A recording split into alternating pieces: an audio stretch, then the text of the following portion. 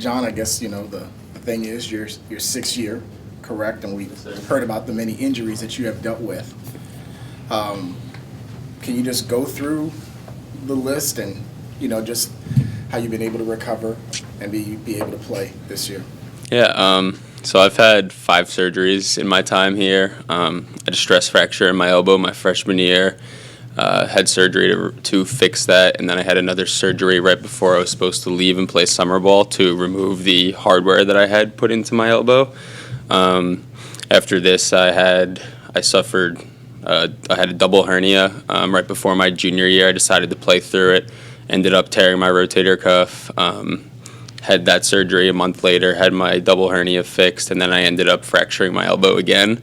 So that's the long list of everything right there. But I think the whole process has really helped me grow, both in the classroom, on the field.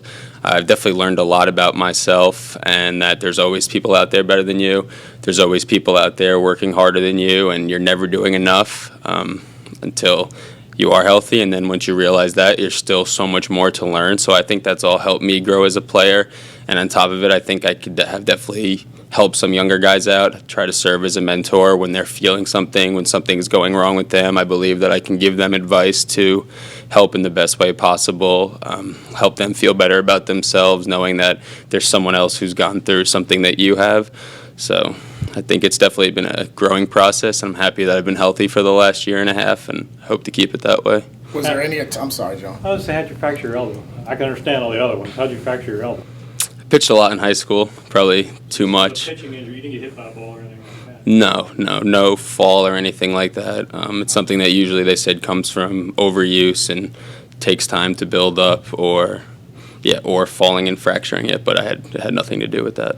Was there any time in that recovery process that you just said to yourself, "This is just too much. This one after the other after that"? Just no, definitely not. I always wanted to have the best college baseball experience that I could have, and I've had a lot of that taken away from me, of course, which is why I'm still here. But no, there's never been any doubt, even after I tore my rotator cuff. Thankfully, the tear was small enough where I knew I would still be able to come back from it, and fortunately, I feel my arm feels better than it ever did before. So no, there were never any doubts.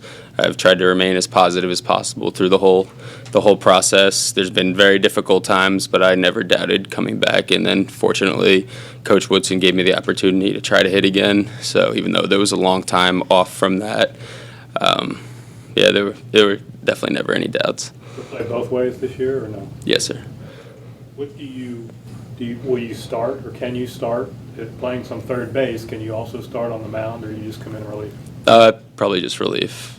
I don't think starting would be the best thing for me. I wish I could, but I think a relief role would definitely be a lot better for me and for the team. Are you a late guy, middle guy, whenever? I would assume late. Having been in this program for so long, is this year feel any different in terms of the team aspect as you go into the season compared to other preseasons you've been a part of? Yeah, this is definitely one of the most unique years I've ever seen. We have a great freshman class. They all contributed this fall and saw so much success from the freshmen this fall. I'm sure anybody on our team could speak to that. So many of the freshman pitchers did extremely well, and now even this weekend, Tim Miller came out, was throwing significantly harder than he was in the fall, had a great outing the other day. Lowell Shipper, another one who's shown some improvement, and we've had all the other freshmen, Aaron Winkler, James Holbert, everybody pitched extremely well this fall.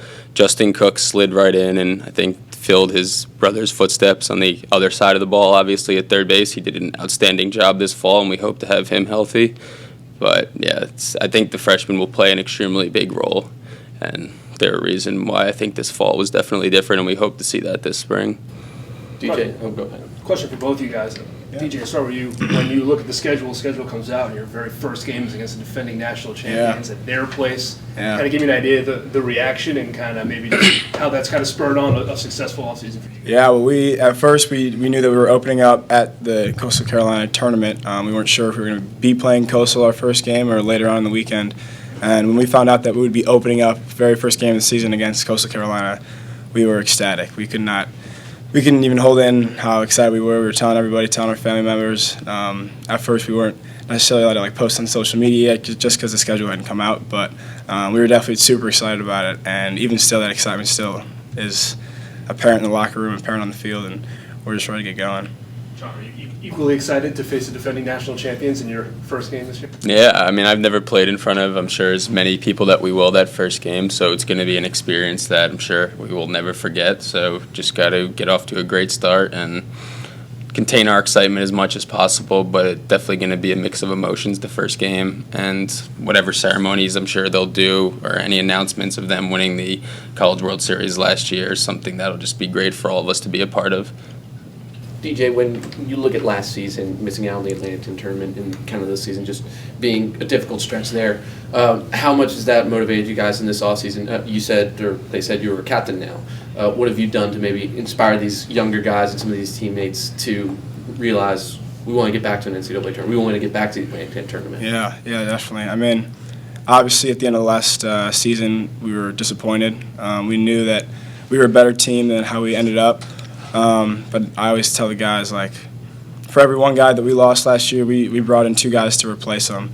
And we've done that with bringing in some transfers from junior colleges and also bringing in the freshman class that John's talked about.